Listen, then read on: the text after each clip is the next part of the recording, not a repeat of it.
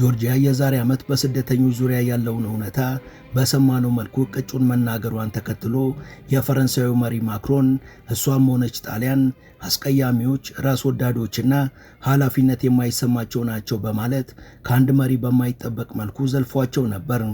ይህ ከሆነ ከወራት በኋላም በዚህ ዙሪያ ምን አይነት ምላሽ እንደሰጠች የተጠየቀችው ጆርጂያ የሚከተለውን አስገራሚ ምላሽ ሰጥታለች። Irresponsabile Emmanuel Macron sono quelli che hanno bombardato la Libia perché gli dava fastidio che l'Italia avesse un rapporto privilegiato in campo energetico con Gheddafi, esponendoci al caos. ኢማኑኤል ማክሮን በወቅቱ እኔንና ጣሊያንን እንደዛ ሲናገር የሰሙ የሀገራችን ጋዜጠኞችም ስለኛ የተናገረውን ሰማሽ ወይ ብለው ጠየቁኝ። እኔም በተጨባጭ ያለው እውነታ ከዛ ተቃራኒ መሆኑን ነገርኳቸው።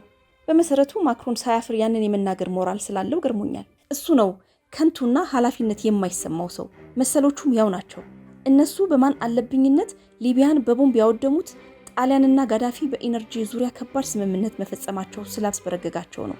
ይህ የነሱ ድርጊት ዛሬ ላይ በሀገራችንም ሆነ በመላው አውሮፓ ለተንሰራፋው የስደተኞች መናር ዋናው ምክንያት ነው። ማክሮን ዛሬም ድረስ የአፍሪካውያንን አንጡራ ሀብት በግፍ የምትዘርፈውና ሕፃናትን በቁፋሮ ያሰማራኸው አንተ ነህ፣ ኃላፊነት የማይሰማ ከንቱ።